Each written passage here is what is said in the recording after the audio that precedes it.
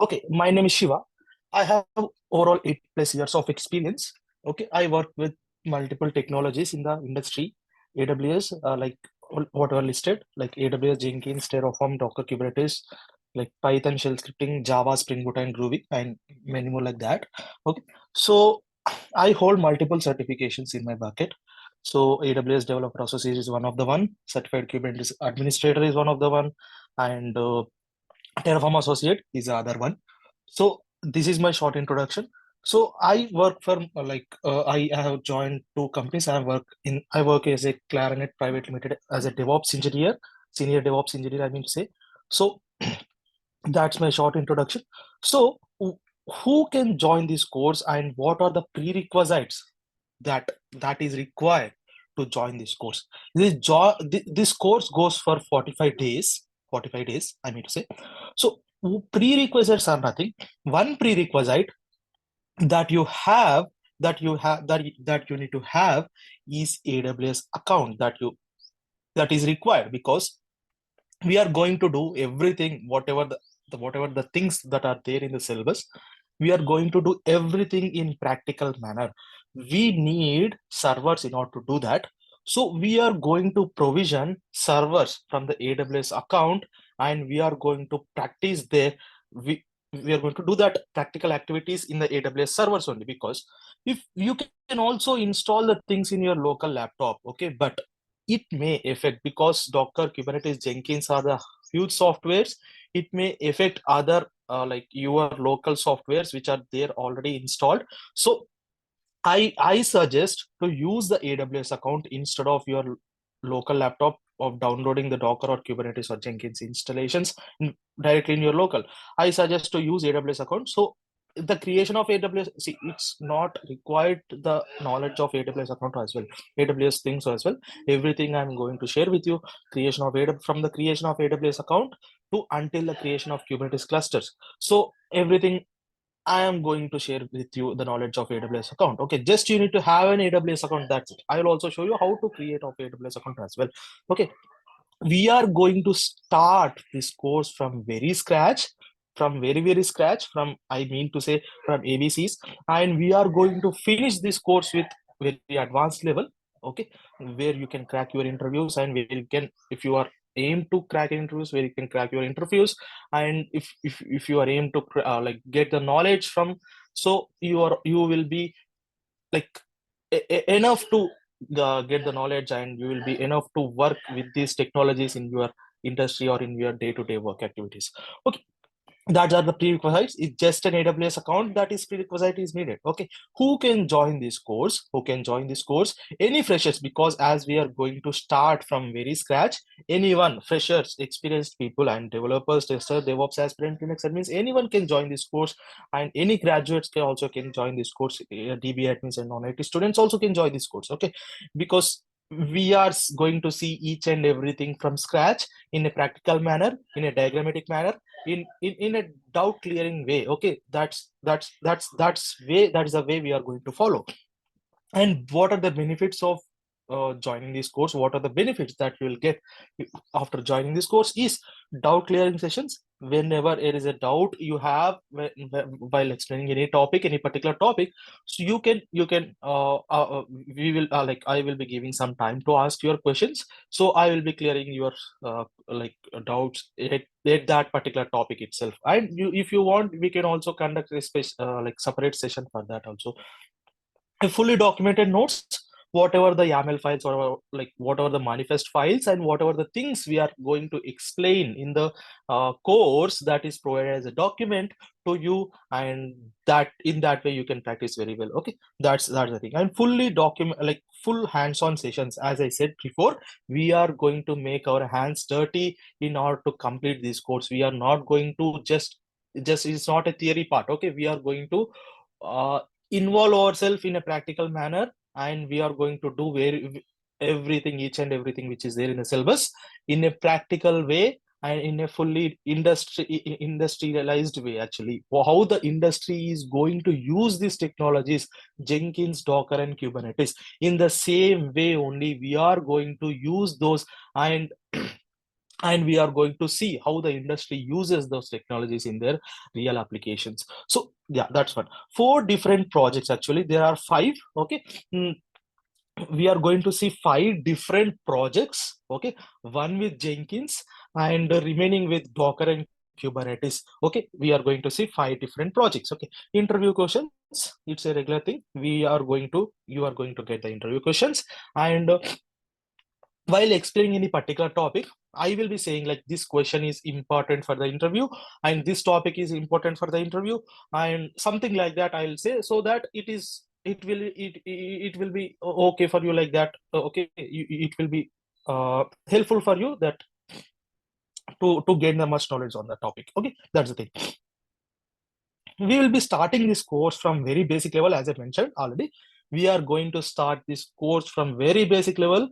We are going to start this course from very basic level, and we are going to complete it with advanced level, where you can practice yourself on Jenkins, Docker, and Kubernetes. Okay. Time is daily 1 hour, that is 8 a.m. to 9 a.m. actually. 8 a.m. to 9 a.m.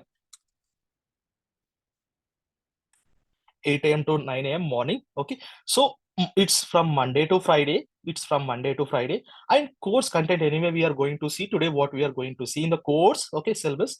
And if any non-technical information that is new, that a help needed, like with non-technical things like giving access, or um, you are not able to access the drive or something like that, you can contact any non-technical questions. You can contact this number, or you can mail to this email address, so that they will be helpful for you. And any technical questions, I will be contacting. Like, you can contact me, or you can ask in the chat, or you can ask in the directly enabling your mic, and you can ask the questions in the class itself. So that's a non-technical questions you can ask here. And non-technical questions, any access related things, or any non-technical questions, you can go and ask to this numbers, or you can contact this email address. You can mail to this email, and you can solve your queries there. Okay, that's the thing. And what is a course that we are going to see? Okay, what is a course that we are going to see is this one. Okay, now we are going to, this is a syllabus of the things. You can see from where we are starting this course. Okay, from where we are starting this course is from very ABC, something like SDLC. What is SDLC? We are starting from very basic. Okay, so that everyone will be understanding this course. Okay, so that's the thing. Okay, that's the aim of us. Okay, what is SDLC? From there we are starting. What is DevOps, and where is DevOps position in SDLC? Okay, where is DevOps position is SDLC? What is the importance of DevOps in software release process? Because DevOps is meant for that. DevOps is meant for automation. Okay, that's we are going to see very clearly as part of this one. Okay, introduction to physical servers, virtual servers, and virtualization, and cloud also. Okay, what is all things? Why the applications are deployed on physical servers? What are the disadvantages? Like, the words may be technical for some of you. Please bear with me. It will be very clear when we are explaining about those topics. Okay, that's the thing I want to say. Okay, importance of physical server. What are the physical servers? What are the disadvantages that are there with physical servers, and why we went to virtualization concept? What are the disadvantages that we have with the virtualization, and why we went to Docker, and what are the disadvantages that we have with Docker, and why we went to Kubernetes? That in that way we are going to see the topics, because it will be a step-by-step process. Okay, that's if we follow the process, so that it will be very clear for you in order to understand the topics. Okay, Jenkins, Docker, and Kubernetes position in SDLC. Where does Jenkins, Docker, and Kubernetes fits in SDLC or DevOps process? Okay, we are going to see everything in diagrammatic way, practical way, and theory way. All the 3 things we are going to see in these sessions. Okay. Sorry, importance of Jenkins, Docker, and Kubernetes in IT industry, or in the DevOps. What are its importance of these tools that we are going to see in the industry, or in the software release process or DevOps process that we are going to see. Okay, that's the thing. First, Jenkins introduction. What is CI/CD? What is CI/CD? CI/CD is continuous integration, is continuous deployment that we are going to see. It's an introduction thing. And popular tools of CI/CD in the market. What are the different tools are available in the market? What are the popular tools are there in the market? And that we are going to see. Introduction to Jenkins and installation, creation of master slave architecture. See, Jenkins will be created as a master slave architecture. Master will be controlling the slaves, and the master will be knowing the health checks of the slaves. Okay, all the jobs that are executed by Jenkins will be executed as part of slaves, because like those are meant for that actually. So we are going to create master slave architecture in going to see single node Jenkins installation, and we are going to do some practical things there. And after that, we are going to see multi-node, that is a master slave architecture of Jenkins actually. So see, what I am speaking, that may be technical technical words you may hear for the first time. You may, okay, please bear with me. It will be very clear in the concepts that we are going to see actually, because it's as I need to explain the syllabus, what we are going to see in the course, so that it will be very clear for you. You can decide that thing. So that's why I'm explaining the syllabus. So please bear with me. It will be some technical words that maybe I'm speaking. It may be very new to you. Please bear with me. Okay, that's the thing. Okay, now see, explanation of technical terms used in Jenkins, because if we directly dive into Jenkins, you may not understand some of the things that are there in the Jenkins, like what are the jobs, or what are the things, what are the shared libraries, something like that. Okay, so if I explain the technical terms, what are the terms going to use in the Jenkins prior itself, so that it will be very clear for you to understand the topics. Okay, that's way I follow. Okay, that's the thing I follow to explain something. Okay, first I will explain the technical terms. What are this? What are this word? What is this word? What is the meaning of this word in Jenkins? Something like that. Okay, so I will explain the technical terms first. Okay, now Jenkins deep dive. Okay, walking you through the Jenkins console, how the Jenkins console look like, and what are the different tabs available there, what are the different buttons available there, what is this button used for, what is this one used for, something like that. I'll walk you through the entire Jenkins console, and it will be very clear before starting the Jenkins, before going deep diving into Jenkins. That's the thing. Okay, creating a freestyle project and the pipeline with pipeline syntax. Okay, that's the thing, like how to create a project and how to create a job. So something like that, we'll have freestyle project or pipeline project, multi-branch project, something like that. We are going to see everything. Okay, creating a pipeline project and creating multi-branch pipeline project, that we are going to see. Okay, how what are the different ways that are available to, and what are the different ways that are there to create jobs in order to in order to automate our deployment process into Kubernetes clusters, that we are going to see as part of this. Okay, that's it. Jenkins in like integrations. Okay, not only just seeing the Jenkins and leaving it, we are going to integrate Jenkins with many other tools. We are going to integrate Jenkins with GitHub, okay, to face the project. We are going to integrate Jenkins with SonarQube and to check the application vulnerabilities. And what are the vulnerabilities? Means it's something called bugs. Okay, that's the thing. We are going to integrate Jenkins with JFrog to store artifacts. What are the artifacts? Is something like zip files or jar files in case of Java, or war files, something like that.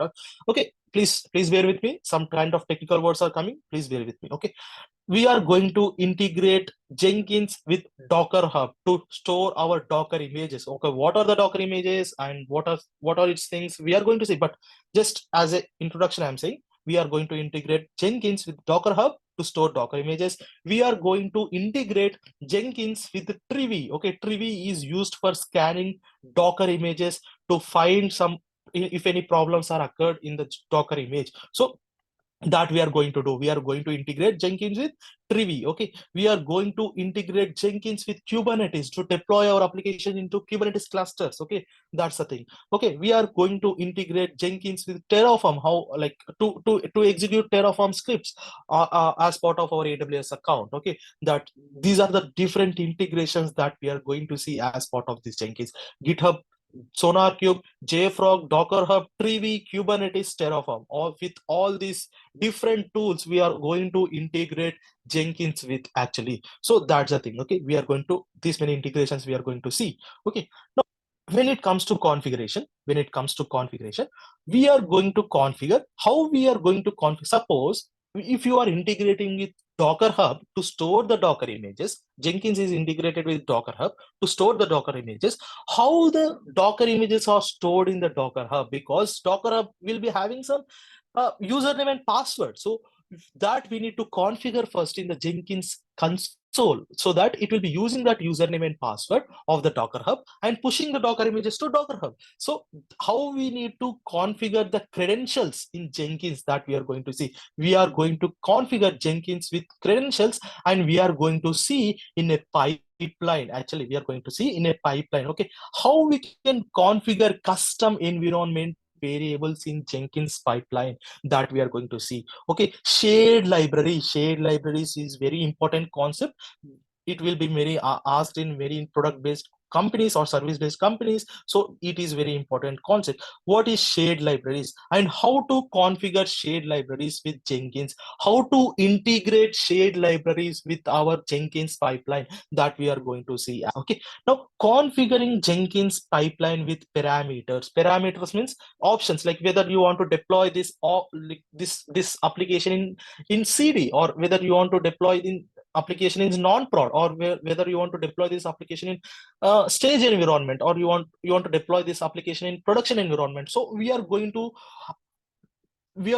configure our Jenkins pipeline with parameters. Parameters means options, different options that we are going to see, like Jenkins Blue Ocean, that we are going to deploy a plugin called Jenkins Blue Ocean, where we can visualize our pipeline. It's in a graphical manner, so that we are going to see. Okay, configuring upstream and downstream projects. Okay, this is something like after executing one job in Jenkins, it should automatically trigger another job, something like such kind of configuration that we are going to see with this actually configuring upstream and down jobs or projects actually, that we are going to see.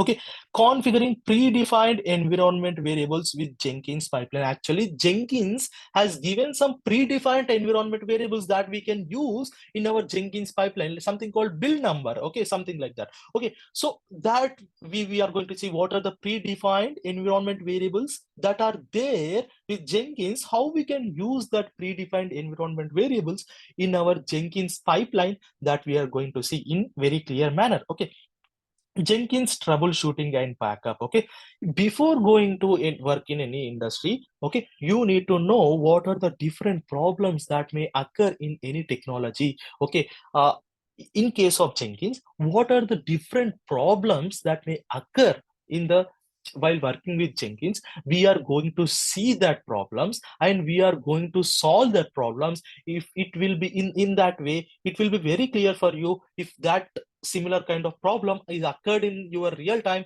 so that it will be very you will be well known how to solve that problem. Okay, so we are going to sometimes we are going to create a problem, and we are going to see the way how to solve those problems, and we are if any problems is occurred, we are going to solve those problems in two ways. We are going to see, we are going to create, and we are going to solve the existing problems. So that's how we follow. Okay, because that's the way you will get more knowledge. Okay, so that's the thing. Okay, backup, how to perform backups and restore the Jenkins jobs in another machine. Backup from the one machine and restore in another machine, how to do that? Okay, how to perform of the Jenkins, what are the things that you need to perform backup? Okay, you should not perform everything backup. Okay, what are the required things that you need to perform backup? Only you need to perform that only. Okay, what are the different things that you need to perform backups? Okay, how to perform backup, that we are going to see as part of backing up the Jenkins machine. Okay, as part of backing up the Jenkins machine. Okay, now projects. When it comes to project, a project is it's a combination of like all these tools actually: Jenkins, Java, Maven, SonarQube, JFrog, Docker, Trivi, and Kubernetes. We are going to create a pipeline which will be integrated. That pipeline will be integrated with all these tools. Like it's a here integration is individual tool integration.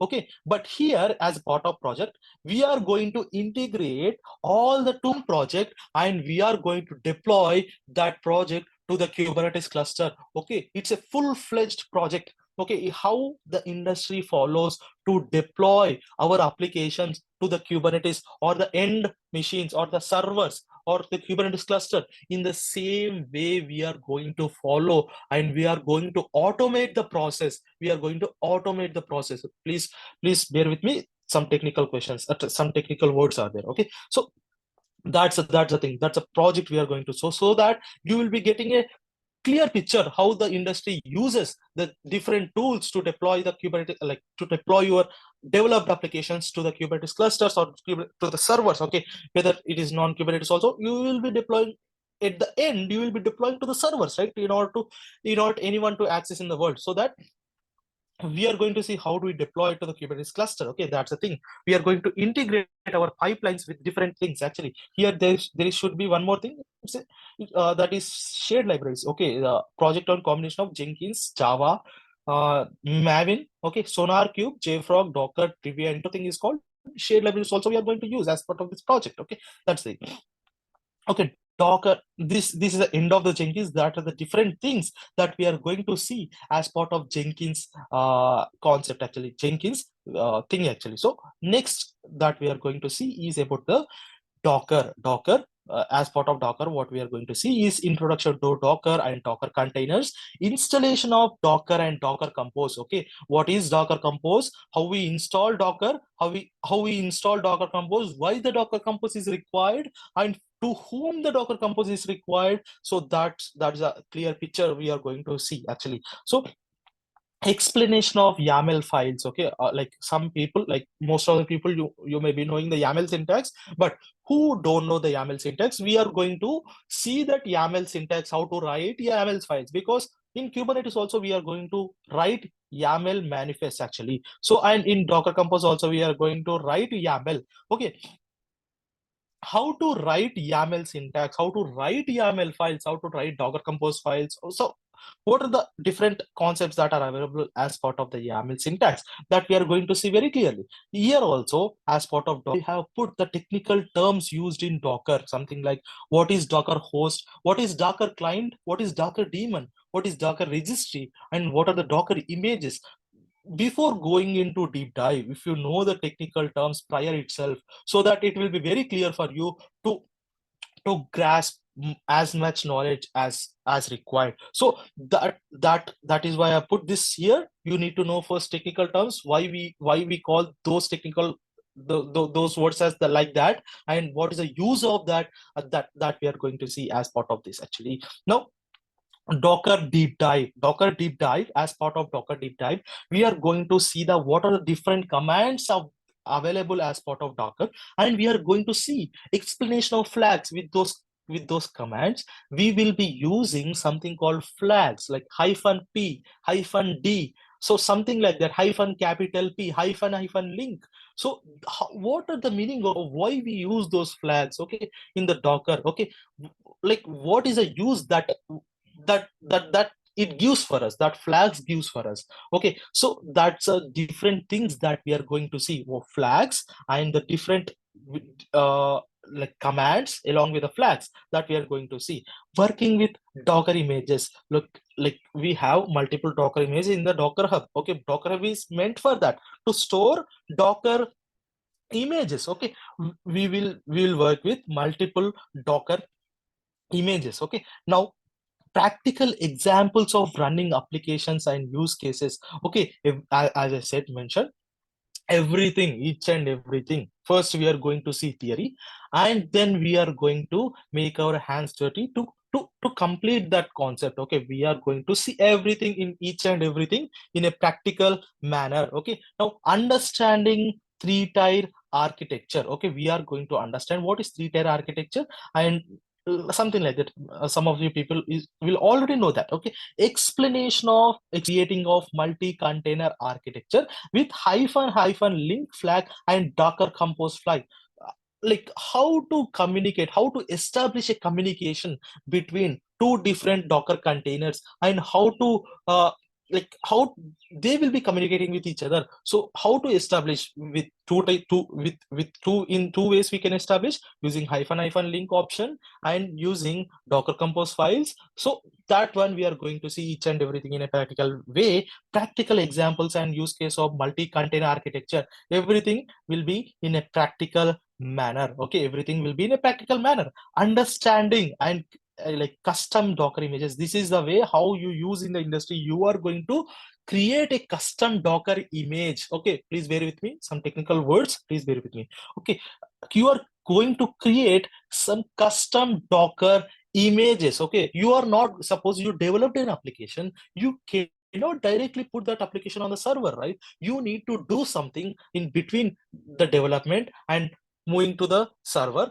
You need to perform some action. In case of Docker, you need to create a Docker image out of your application. So how you will be creating a Docker image from your application, that you are going to see, that is a custom Docker image for your application. You are creating a Docker image. Okay, that one we are going to see how we can create a Docker image for our applications. Okay, understanding the Docker file, with the help of Docker file, you will be creating a Docker image. What is the Docker file? What is a Docker file? What is a Docker file? What are the different commands that are used in this Docker file? What are the use of those commands, and why we use those commands? So such kind of things. Such kind of things that we are going to see. Explanation of various keywords or commands. Yeah, that is used in the Docker file that we are going to see, because the keywords are key for creating a Docker image. That they are the pillars of Docker file actually. So that we are going to see in a very clear manner. Okay, what is cache bursting? What is cache bursting in Docker? Like what is cache bursting in Docker? That we are going to see. And Docker volumes and Docker networking. As part of Docker volumes and Docker networking, we are going volume. Suppose if you want to store any files, or if you want to store any files, you need some space to store those files, right? Whether it is SSD or HDD drives, so you need to have some space to store those files, right? In the same way, the applications which are running required some space to store the logs of that application, so that how like we need to give some space to the application, so that the application will be storing the logs to that space. Now, what are the different ways that to store the space, to store the logs in that space is simple Docker volumes. That space is called volume. So different volumes are there: simple Docker volume and the Docker volume containers. Okay, there are two types: simple Docker volume and Docker volume containers. Simple Docker volumes are also called as bind mounts.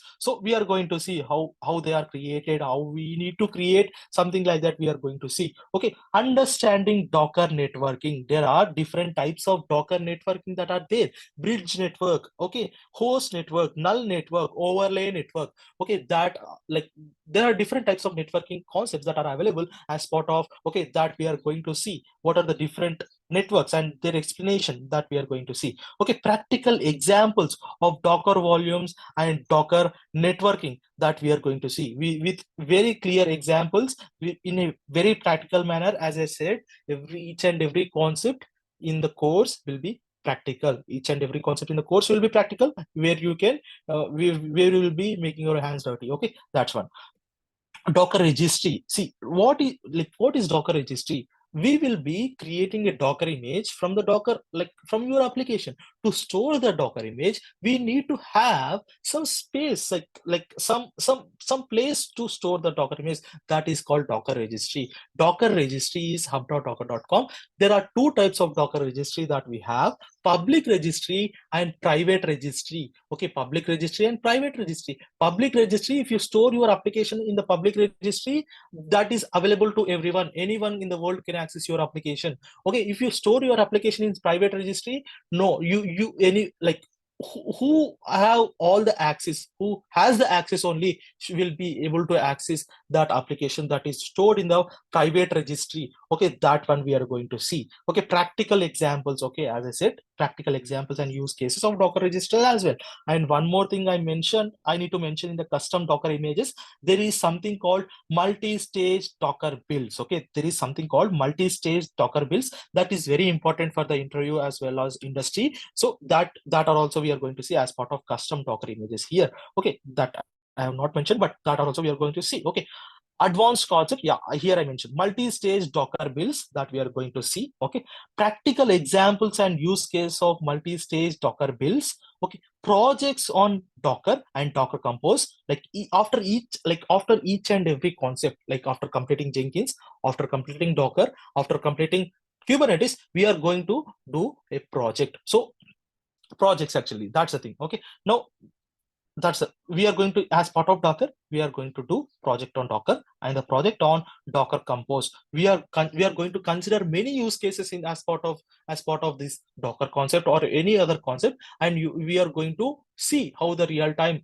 how the applications are deployed in the real time as part of Docker and Kubernetes. In the same way, we are going to see, actually. So debugging and troubleshooting of issues faced in the Docker. Suppose if you know what are the different issues that we'll be facing in the Docker, and if you how to solve those issues, if you know prior itself, so that it will be very easy for you in the future to solve those problems. Okay, so that is why I put this one here. We are going to create problems and solve those problems, and what are the problems already occurred, we are going to solve those problems, so that you will be very clear to solve those problems. Okay, that's the thing. How to perform debugging in Docker also we are going to see some. If this particular problem is occurred, how to know where is the problem is from. Okay, where the problem is occurred from. Okay, that one we are going to see. In that manner we are going to learn, actually, because it's something like that. It's a course of something like that. Okay, that's the thing. What's the next of the, this is the end of the Docker that we are going to see. Okay, it's a huge syllabus, as you know. Yeah, it's designed like that, actually. Now, introduction to the container orchestration technologies and advantages. Okay, what are the different container orchestration technologies that are available in the market? Like Kubernetes is there, Docker Swarm is there, and why we are only using the Kubernetes instead of Docker Swarm? Such kind of things we are going to compare both of them, and such kind of things that we are going to see, actually. Various orchestration technologies available in the market, and introduction to Kubernetes. What is Kubernetes? What are the disadvantages that we have in as part of Docker? How the Kubernetes solves those disadvantages when it comes to Kubernetes, when it comes to Kubernetes, actually. So what are the disadvantages available in the Docker, and how the Kubernetes solves those disadvantages, that we are going to see very clearly. Now, that's the thing. Kubernetes installation and tools, actually. Kubernetes is shortcut is KTS. Okay, because between K and S in Kubernetes word there are 8 characters, so that it became KTS. So that's the shortcut for that. Okay, installation of tools. Okay, suppose, like, what is Kubernetes, why we require Kubernetes, installation of Kubernetes. Like, there are many installations that you can perform, because Kubernetes, in case of, you can also install AWS. Like in AWS there is a service called EKS, Elastic Kubernetes Cluster. As part of Google, you can have GKE, Google Kubernetes Service. In case of Azure Cloud, you can have AKS. Anyway, you can install your Kubernetes cluster, or if you install in these 3 ways, there is some cost that they will be charging. Because of that charge, what we are going to see is, we are going to install a mini cube type of Kubernetes cluster to reduce cost for you, and we are going to install Kubedium way of creating Kubernetes cluster with a Kubedium, with a mini cube, so that the cost will be reduced for you. When the EKS cluster is required, at that time only we are going to see the EKS cluster. Many times we are going to use Minikube, and we are going to use Kubedium, because to reduce our cost for me as well as for you as well, because some of you may not bear that much amount of cost. That's the reason I have put this one in the Kubernetes course. Okay, create installation of Kubernetes client, kubectl. Okay, kubectl is a tool, is a binary with which you will be interacting with your Kubernetes cluster. Okay, with your Kubernetes cluster. That kubectl we are going to install into our Kubernetes, into your local machines. Who is that? Can you mute, please? Okay, thanks. Thank you. Can you mute, please?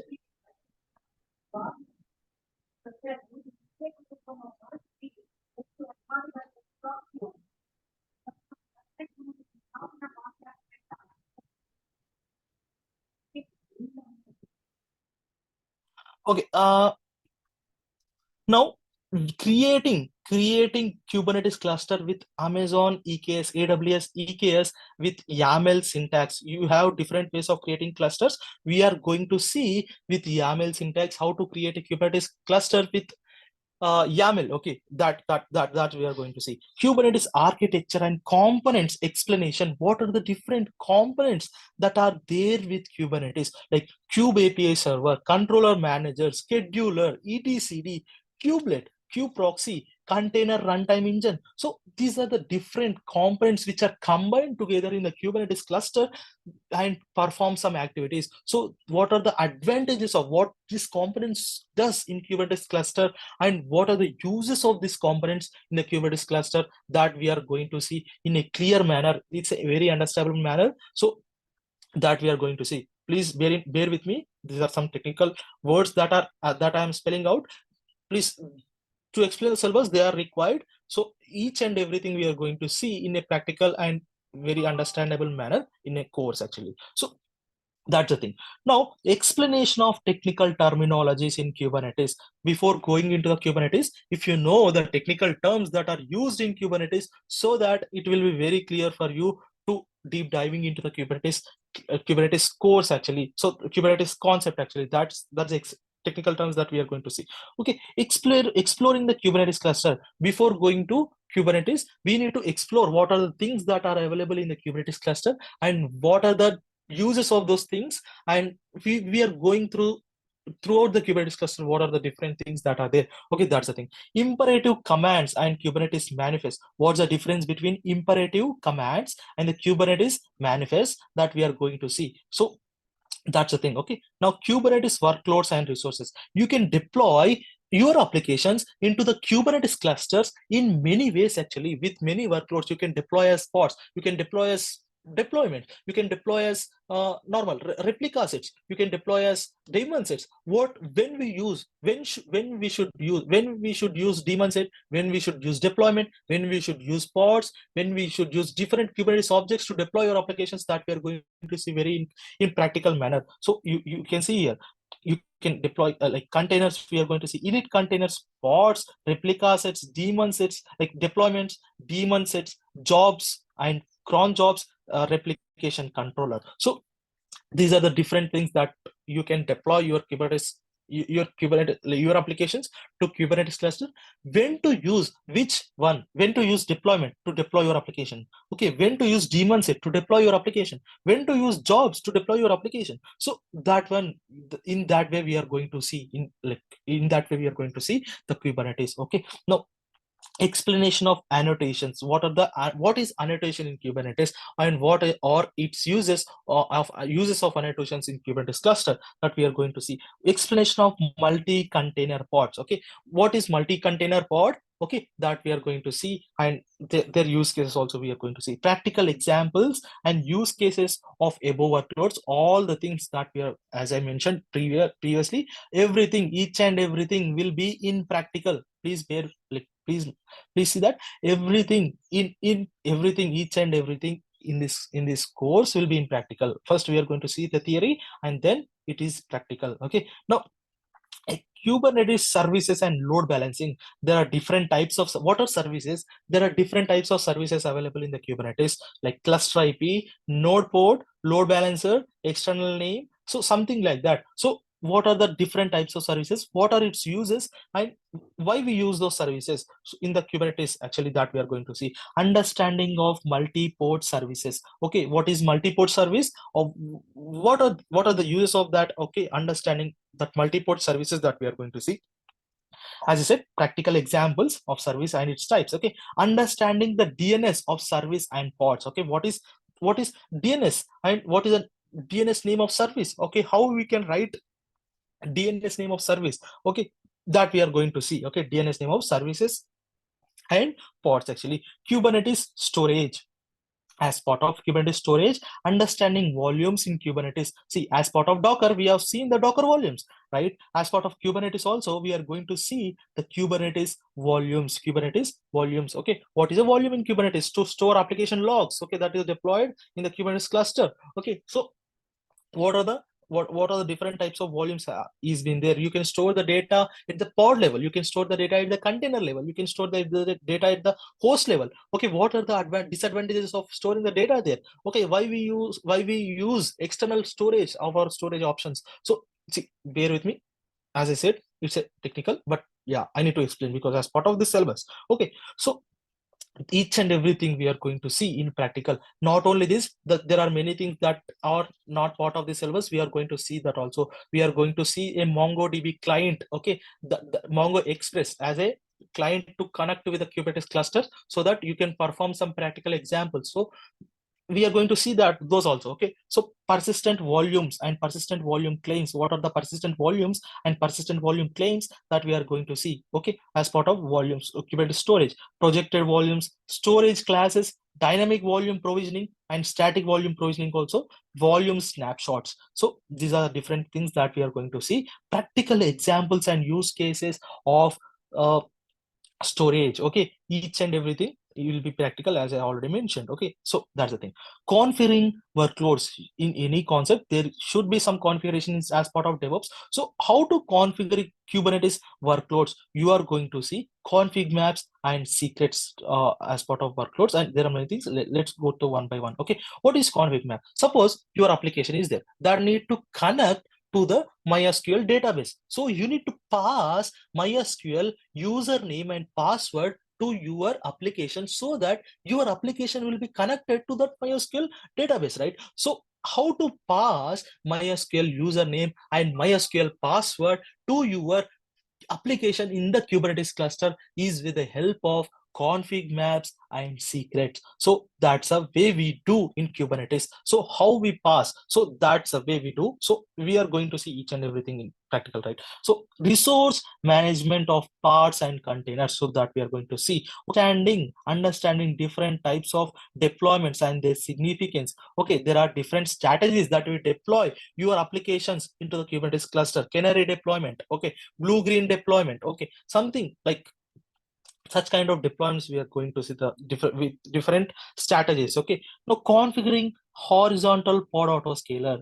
Okay, you have deployed your application to your Kubernetes cluster. Okay, you have deployed your application to your Kubernetes cluster. Suppose a traffic which is coming today, 100 requests, 100 people are requesting your application, but tomorrow that the traffic may increase to 1,000 requests.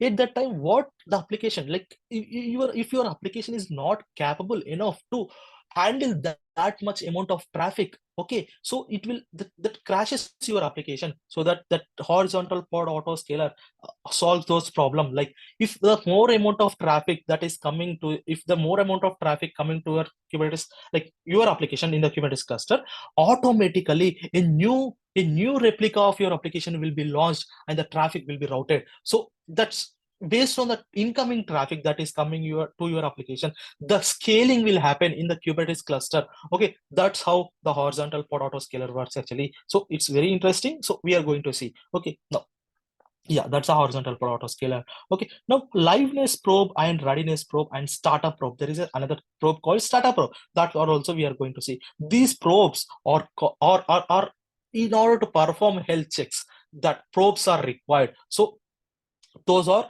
liveness probe, readiness probe, and startup probe. See, as already I told, like it's a technical, but I need to explain. So as part of syllabus, please bear with me. So yeah, liveness probe, readiness probe, and startup probes are there that we need to see, that we will be seeing.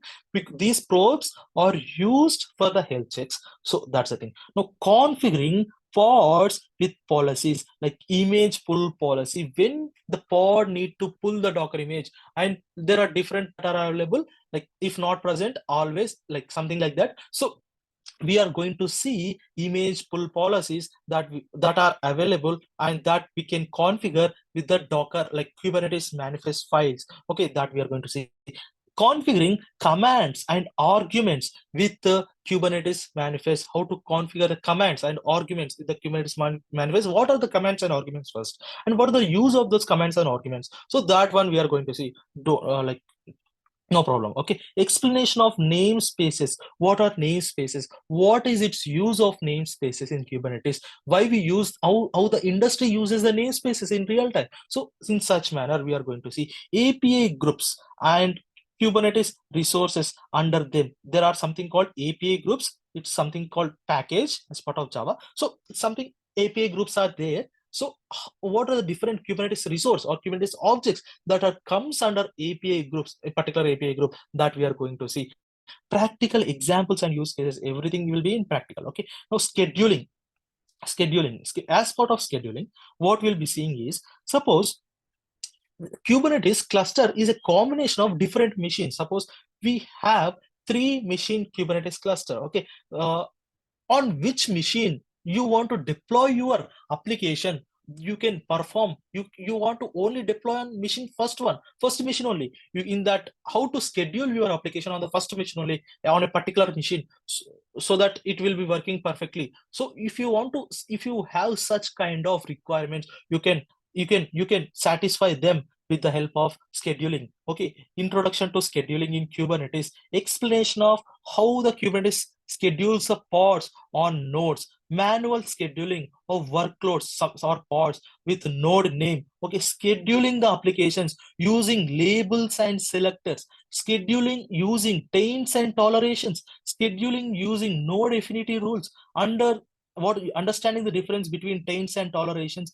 and node affinity, understanding pod affinity and pod anti-affinity and their difference. So what is pod affinity and what is pod anti-affinity, and what is the difference between pod affinity and pod anti-affinity, that in a very clear manner, in a understandable and practical manner, in the industry oriented manner. Okay, practical examples and use case of scheduling. Okay, security. As part of security, suppose you are a Kubernetes administrator in your company. Okay, there are few developers. Okay, developers should only perform some actions, like they should only view the things on the Kubernetes cluster. They should not create, or they should not delete, they should not have access permissions to delete or create or perform anything on the Kubernetes cluster except viewing the Kubernetes cluster. Such kind of requirements will be satisfied as part of security using role based access control. Okay, role based access control based on their role. If their role is developers, they should be only to view the Kubernetes cluster. If their role is testers, they should be only to test the applications in the Kubernetes cluster. If they are administrator, they need to perform everything in the Kubernetes cluster. So that kind of role-based access control that we are going to see as part of Kubernetes. Okay, that's the thing.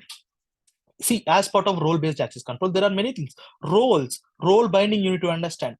Cluster role, you need to understand. Cluster role binding, you need to understand. These are the 4 things that you need to understand in order to perform role-based access controls. We are going to see each and everything in practical and understandable manner. Understanding service accounts. What are the service accounts? Why it is used? For the people, like for the developers, testers, those are the human beings, right? So for those, you need to perform role like RBAC. For the applications, for the Jenkins kind of thing, Jenkins need to access the Kubernetes cluster with to deploy applications. Like Argo CD will be accessing Kubernetes cluster to deploy applications. For the applications, for the third-party applications like Jenkins, Argo CD, Kubernetes dashboard, something like that, service accounts are needed to perform actions on the Kubernetes. So those are service accounts. So what are the service account, understanding them. Okay, that's the thing. Static pods. What are static pods? Okay, that we are going to see. Okay, explanation of .cube/config file. What is this file and what is its, how we use this file in order to connect to the Kubernetes cluster? So that we are going to see. Practical examples and use cases of security. Practical examples and use cases of security we are going to see. That's the thing. Networking. Okay, networking. As part of networking, we are going to see introduction to networking Kubernetes. What is an ingress? What is ingress? As part of ingress, we are going to see path-based routing. Okay, like yeah, ingress. What is its significance? What is the use of ingress? Okay, actually, what are the different available ingress controllers as part of Kubernetes? There are many ingress controllers that are there as part of Kubernetes. Kubernetes supports many ingress controllers like GluE, Nginx, API6, and Kong, STO. There are many ingress controller like that. Okay, we are going to see two ingress controllers. One is Nginx, and the other one is Kong ingress controller, and we are going to deploy those ingress controllers to the Kubernetes cluster. Bear with me, these are some technical, but ingress controllers are used to perform path-based routing and host-based routing. So we are going to see each and everything in practical. Okay, practical examples of Nginx and Kong ingress controllers. Understanding network policies and use cases. What are network policies, and why we need to use network policies as part of Kubernetes? What are its uses of using a network policies that we are going to see? Service internal traffic policy, how the traffic is routed to the actual pods from the service. That is, we are going to see, we are going to describe the service. We are going to see something called endpoints, where you will be able to know the service is actually routing the traffic to the pods or not. If the service is not actually routing the traffic to the pods, then you will be understanding there is a problem with the service. So such kind of understanding the problems you will be getting from this course. Okay, so practical examples of and use case of networking. Okay, that's a practical example. Everything will be practical. As I said, backup and restore, how to perform backups with jobs and cron jobs, that we are going to see. Need of backup. What is the need of using what is the need of backup in Kubernetes? Okay, ways or to backup Kubernetes resources, how to perform, different ways are there. How like there are different ways of performing backups in Kubernetes. So what are different ways of performing backup in Kubernetes that we are going to see? Rolling updates and rollbacks. Okay, that we are going to see. Okay, suppose you have deployed an application, your application today, and you have modified that application, and you deployed a new version of the application to the Kubernetes cluster tomorrow, and you got to know that there is a problem with the new version of the application. You need to revert back to the old version only. So how to revert back? Rolling updates and rollback, how to roll back to the previous version of the application into the Kubernetes cluster. So that we are going to see as part of rolling updates and rollbacks. Okay, monitoring and troubleshooting, how to monitor, like how to know what are the problems that will be occur in the Kubernetes, how to check the logs of the application, how to monitor the amount of CPU and amount of memory that is consumed by your pods, by your applications, by your nodes. Okay, that we are going to see different issues that may occur in Kubernetes cluster and how to solve those issues. Okay,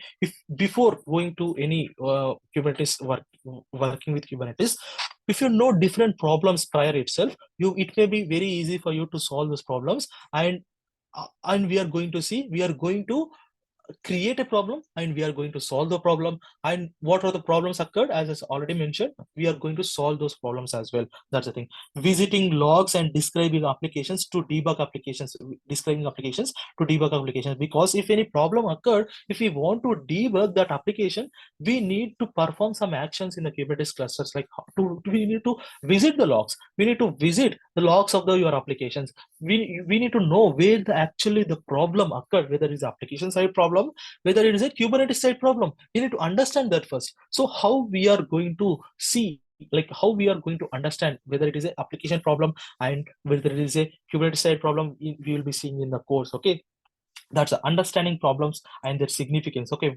why the problem is occurred in the Kubernetes cluster, that we are going to see. Monitoring Kubernetes cluster with Kubernetes dashboard, we are going to deploy Kubernetes application, like Kubernetes dashboard application into the Kubernetes cluster to monitor those Kubernetes, to monitor the Kubernetes cluster actually. So that is Kubernetes dashboard. Kubernetes, with the help of Kubernetes dashboard application, we will be monitoring the Kubernetes cluster where the pods are there. Okay, how many pods are actually running, how many pods are not running, what are the different problems that are there if they are not running, so that we can visualize as part of Kubernetes dashboard. Okay, monitor for this is for monitoring purpose. Okay, other tools, other tools, something like Helm. We are going to see what is Helm. What is Helm? Why we use Helm to deploy our applications to the Kubernetes cluster? What are the advantages that we are going to get when we use Helm in order to deploy our applications? That we are going to see how to install Helm and working with it, commands used to deploy applications with Helm and their explanation, working with Helm and explanation of folder structure. What is a folder structure that is there with Helm? So it may be interview question. What is a folder structure, and what are the different, like what are the uses of those folder structure, like what are the different folders that are there in that repository is used for? Okay, so that we are going to see in a practical manner. Okay, working with Helm explanation and folder structure. Yeah, KNS tool, it's a recent tool that has come into the market, KNS, that is used to visualize the Kubernetes cluster. So to understand the problems in the Kubernetes cluster.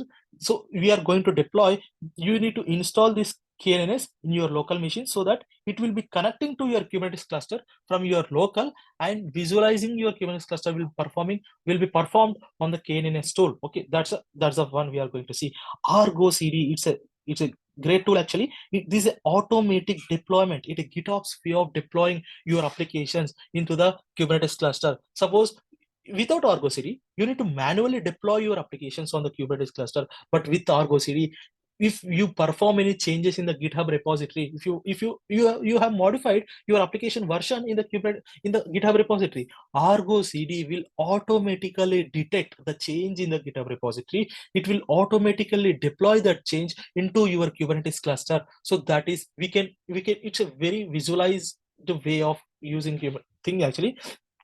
So we can visualize the Kubernetes cluster in the Argo CD as well, how the traffic is flowing, first which service the traffic is going to, and after that which services the traffic is going to. We can visualize in a graphical manner actually in the Kubernetes. Okay, that's the thing.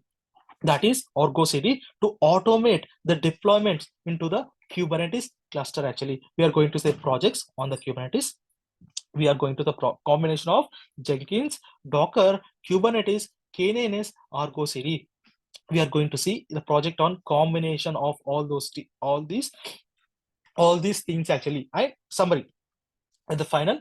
Okay, we are going to do the summary of what are the things learned and where the things are used in your, like each and everything will be used. But yeah, we are going to summarize everything that we have learned actually.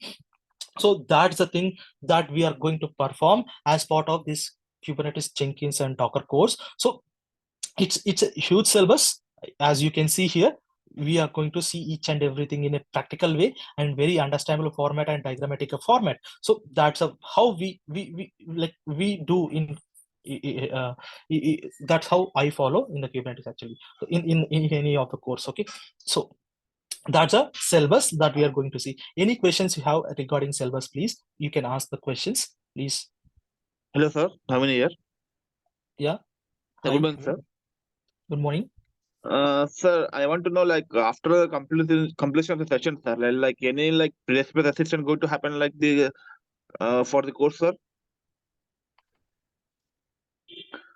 After the completion of the session, placement assistant, sir. What I did not get you. Your voice is breaking. Placement assistant, sir. Placement assistant. Okay. Yeah. That one. See, after each and every topic, I will be telling you that this topic is important for your placement, or this topic is important for your interview. This may asked in the interview. I have performed many interviews. Actually, I have taken many interviews. I know what are the different questions that will be asked in the interviews, that I will be telling you. This question will be asked in the interviews. You need to be very clear with this, so that it will be very easy for you to crack any interview. So it will be very clear, like you will be in a way that you can clear that interview actually. So placement assessment you can contact to Kubernetes, but in the course you will be trained in such a way that you can crack that placement if you get that placement, if you are going to attend that placement, something like that. Okay, that's the thing. What about like resume preparation, sir? Resume preparation is it will not be there in this course, but if you want, I can share some resumes with you, so that it will be it's kind of a reference for you. Yeah. So out of this session, sir, like entire session, sir, entire Mhm. this course, sir. So how many projects Okay. we going to learn, sir? We going to We are teach, going sir. to see we are going to see 5 projects. Okay. Okay. We are going to see a project with Jenkins with combination of all tools. We are going to Okay. see a project with Docker and Docker Compose, and remaining projects. Okay, remaining 3 projects we are going to see with Kubernetes. Okay. Fine. Fine, sir. Thank you. Yeah, yeah. Thank you. Hello, Naveen. Sorry, not Naveen. Hello. Hello. Yeah, Shiva. I have some doubt. Like, do we get daily recording? Like, once class is completed, do we get that backup of recording? Suppose if we miss some classes, how you give back? Yeah, you will be getting Uh, access to a drive where your recordings will be uploaded there, so that you can, if you have any question, if you have any uh, like questions in mind, you can see the recording again, and you can do the you can do the practical one more time, something and like that. also, You'll getting the access to the drive. Yeah, we'll get like written notes or you will getting something called manifest files. Okay, we are going to see the practical thing, like we are going to see the practical manifest things, right? See, we are going to see the concepts in a theory manner. You'll be getting the knowledge, and you'll getting the manifest files that we are going to use in the Kubernetes, or that we are going to see. Actually, the notes, like theory notes, you will be not getting, but I'm saying you will be getting the practical things that we do in the in the course. You'll be getting as part of drive, so that you can use the practical things there. Okay, if you want me to prepare the theory one also, I'm happy to prepare that and give you, no problem. okay. Thank you, Shiva. Yeah, thank you. First, you start like a Jenkins, sir. First one, you start like a Jenkins, sir, or which one, sir, actually? No, we will be starting first Docker. Hi, sir, Okay, Shiva, sir. This Jenkins, is see. Venkata. Okay, sir. Okay. Yeah, I got. Yeah, Hmm. because see, as part of Jenkins project, we are going to see different combination of different projects, like different tools, right? We need to integrate the Jenkins with Kubernetes also, because you need to know first Kubernetes. Okay, in order to integrate, in order to do this project, right? That is the reason why we are going to start with Docker first. Okay, we will be going to start with Docker. Okay, sir. Okay. Yeah. So, Okay, sir, sir. Okay. the order will be like first we will do Docker, then some Docker integration with Jenkins, and then Kubernetes. Is it that way?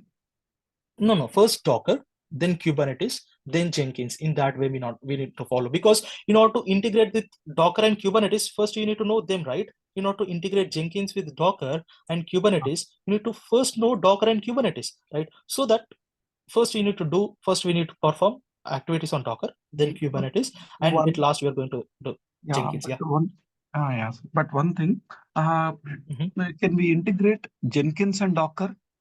Is that without Kubernetes, can we integrate Docker and Jenkins? Yeah. Without Kubernetes, you can also integrate Docker and Jenkins.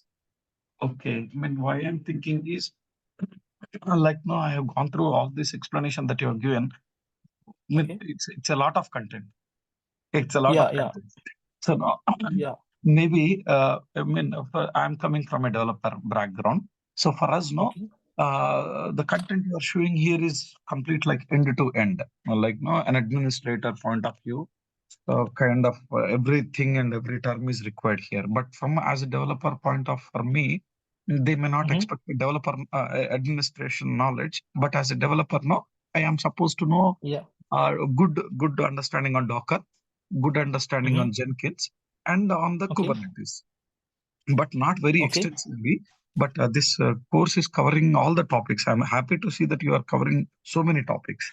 But no, we may lose track once the Docker is over and we get into Kubernetes. Kubernetes is a complex topics, and we may lose track. And finally, we may drop to even attend what is that Jenkins classes also. So what I would suggest is, let us come, because Jenkins is a common for Docker and Kubernetes, I believe. Yes, it's common for Docker and Kubernetes, as you say, right? So no, it will be real time or practically helpful for us if we are completing Docker first, and then little bit of Jenkins, not the part, little bit of Jenkins, and then integration of Jenkins with the Docker, so that that package is completed, and then we can come back to Kubernetes, and then Jenkins, and then that way we may equip it what the skills I need. Many Okay. people may not Okay, understand what I'm telling, but yes, it is practical. yeah. Yes, it's a good idea, as you say. So it's good idea to perform in that way. If you people want in the same way, please help me with the information, so that will be everyone. If everyone says yes, we will be following the same way. No problem with me. Okay, I can explain anything, anywhere, any topic. Yeah. Okay, no problem with me.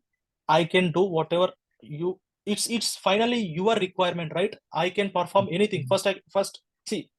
First I can explain directly Jenkins also, right? It's at the end, it should be understanding for you. Okay, it should be understandable for you. If you tell like if you want something like that, as you say, like first performing Docker and integrating Jenkins, and after that Kubernetes and integrating Jenkins, in that way also we can do. Okay, so it is a good idea. Please help me with the information, everyone, so that we'll be following the same way. Okay. And these recording sessions, sir, you said we will be provided with a drive. So will that get expired after 6 months? No, it's a full time. It's a lifetime drive access. Yeah. Because some courses of the same, because of they say after 6 months you will not be able to access videos. Okay, I got the information lifetime, but please contact, as it's non-technical, please contact the DURGASOFT, so that I'll be helping with you the things. Okay. Oh, that is right, sir. And are there any other sessions, sir, apart from this morning 8 to 9 a.m. session? Any other sessions that you are currently doing? No, actually, there is another session from 9:30 to 10:30, but it's in the middle. It's in completely middle. Okay, it's in a intermediate stage actually. Okay. You cannot attend that session, but yeah, as of now, there's a new sessions that are not going to start actually. This is the first session. Oh, these recordings are lifetime, sir. Shiva, sir, actually, recordings are 6 months only. Yeah, sir, I validation got to know that information, something like lifetime, but you can contact, as is a non-technical question, you can contact DURGASOFT. You'll get as I have shared that numbers or Gmail, like email, so that you can contact them. You can ask the question to them. Okay. Okay, sir. Yeah. And prepare some notes also, sir. Right, that will be really good, sir. Actually, some notes, some points. Notes. See, why I am not preparing the notes is the notes you'll be getting anywhere, right? So that's the thing. Okay. Yes, Notes. Sir, If you want me to, if you want me to prepare, I will also prepare. No problem with me. I can prepare the notes as well. Okay. The knowledge you are getting in the course will be really enough. Okay. But if you want to prepare notes, let me prepare notes and give you the important points, so that it will be easy for you. Yes, sir. Yes, sir. Yeah. At least important. Yeah. Yes, sir.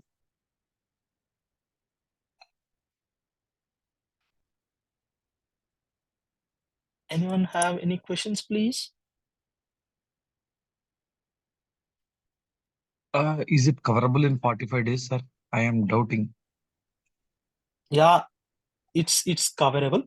And if 45 days are not enough, we are going to extend the course until like 50 or 55, maximum 55 days, not more than that. Okay. It will be coverable. It will be coverable, like with practical explanation and everything. Okay. See, don't question like that. Okay. So because we are not going to see the courses in fast also, we are going to see each and everything very clear manner with practical examples, with diagrammatic way. Okay. Don't like it will be coverable. Yeah. The content is too high. No. Yeah. Whether will it cover 45 days or will it extend up to 3-4 months? So that is the worry. No. It will not. Maximum 45 to 55 days. That's it. Okay. It will not extend like 3-4 months. It's not like that. Okay. Yeah. Okay. Thank you. Yeah. So Naveen again, sir. Yeah. Hello. Hi, Naveen. Hello. Yeah. Sir. Hello. After taking this course, sir, like how many years of experience we put in the resume, sir, for going for the interview, sir?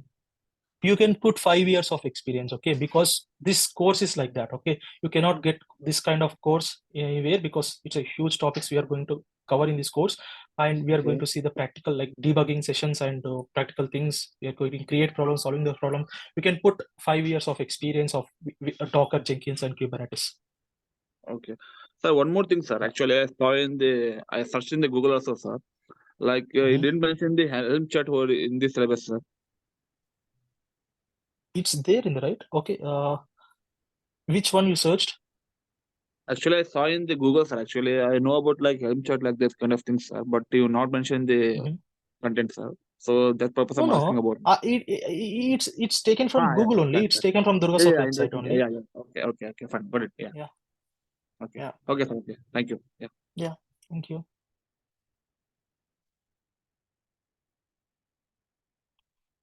Okay. Finally, I want to say, like go to the Durgasoft website. Okay. These are the demo sessions. Okay. We are going to see these sessions 3 days. Okay. Go to the Durgasoft website and register your things there. How you need to register is something like go to the here, perform the registration